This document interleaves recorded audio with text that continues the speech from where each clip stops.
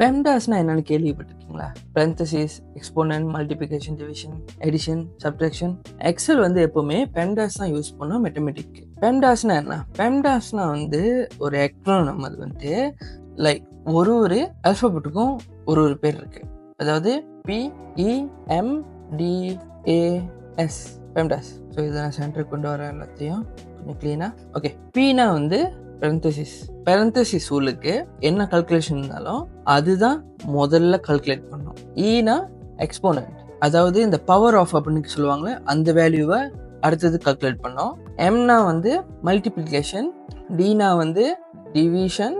இந்த multiplication division இது ரெண்டுத்தையும் வந்து லெஃப்ட் டு ரைட் தான் கல்குலேட் பண்ணோம்.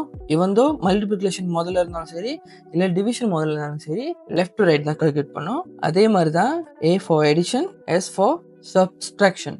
ஸோ இது ரெண்டுமே வந்து லெஃப்ட் டு ரைட் தான் கல்குலேட் பண்ணோம். இது வந்து எடிஷன் முதல்ல இருந்தாலும் சரி சப்ட்ராக்ஷன் முதல்ல இருந்தாலும் சரி லெஃப்ட் டு ரைட் தான் கல்குலேட் பண்ணோம். நீங்க வந்து ஒரு செல்குள்ள ஃபார்முலா என்டர் பண்ணீங்கன்னா அது சிம்பிளி வந்து ரைட் டு லெஃப்ட் அப்படின்னு சொல்லிட்டு முதல்ல எடுத்தோடனே கணக்கு பண்ணாது. முதல்ல பெம்டாஸ் ரூல்ஸ் யூஸ் பண்ணி தான் கணக்கு பண்ணோம். அதாவது இப்போ நம்மகிட்ட 3 + 5 டைம்ஸ் 2 இப்படி இருக்கு வச்சுக்கோமே நம்ம கல்குலேஷன்ல. இது நம்மளுக்கு வந்து முதல்ல 3 + 5 = 8 இப்படி கணக்கு பண்ணிட்டு அதுக்கப்புறம் 8 டைம்ஸ் 2 = 16 இந்த மாதிரி கணக்கு பண்ணாது. முதல்ல லெஃப்ட்ல இருந்து ரைட் போறது, அதாவது 3 + 5 முதல்ல கணக்கு பண்ணிட்டு அதோட ஆன்சர் வச்சு 8 டைம்ஸ் 2 அப்படின்னு கணக்கு பண்ணுது. அதுக்கு பதிலா முதல்ல 5 டைம்ஸ் 2 = 10 கணக்கு பண்ணிட்டு அதுக்கப்புறம் தான் வந்து 3 + 10 = 13 அப்படின்னு கணக்கு பண்ணும். ஓகே, பாத்தீங்கன்னா ஸோ இப்போ உங்களுக்கு கிளீனா புரியும்னு நினைக்கிறேன். முதல்ல இது வந்து மல்டிப்ளிகேஷன் பண்ணுது. நம்மகிட்ட ஃபர்ஸ்ட்ல இருக்குது மல்டிப்ளிகேஷன், அதுக்கப்புறம் தான் எடிஷன் வருது. அதனால மல்டிப்ளிகேஷன் முதல்ல முடிச்சுட்டு அதுக்கப்புறம் தான் வந்து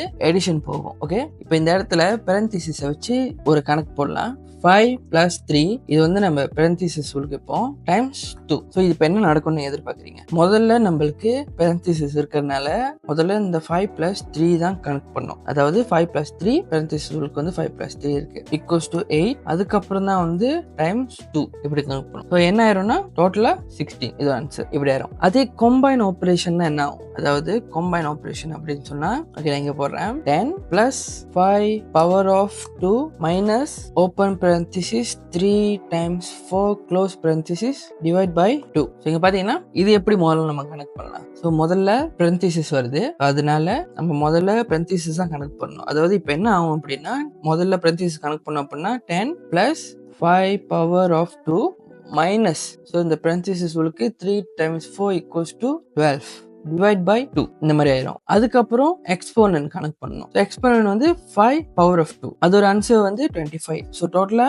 என்ன நடக்கும்னா நம்மளுக்கு +25 - 12 divide by 2 இந்த மாதிரி ஆயிரும். இப்போ அடுத்து மல்டிப்ளிகேஷன் டிவிஷன்ல வந்து நம்மளுக்கு டிவிஷன் இருக்கு 12 divide by 2. ஸோ இதோட ஆன்சர் 6. அப்போ இங்க என்ன வரும் அப்படின்னா 10 + 25 - 6 இந்த மாதிரி ஆயிரும். இப்போ வந்து நம்ம எடிஷன் சப்ட்ராக்ஷன் செய்யலாம். ஸோ 10 + 25 = 35 - 6.